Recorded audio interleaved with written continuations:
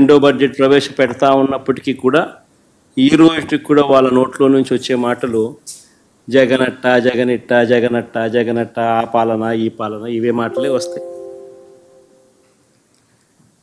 కానీ ఎన్నికలప్పుడు వాళ్ళు ఇచ్చిన మాటల విషయం ఏమిటి, ఎన్నికలప్పుడు వాళ్ళు ఇచ్చిన హామీల విషయానికి ఏమిటి, వాటికి సంబంధించి ఏం చెప్తున్నారు, ఆ సూపర్ 6 ఆ సూపర్ 7 విషయాలు ఏమిటి, ఆ మేనిఫెస్టోలో మీరు 143 హామీలను ఇచ్చారు, ఆ 143 హామీల పరిస్థితి ఏమిటి అని చెప్పి అడిగితే మాత్రం వాళ్ళ నోట్లలో నుంచి ఏ ఒక్కరి నోట్ల నుంచి కూడా సమాధానాలు కూడా సరిగ్గా రావు.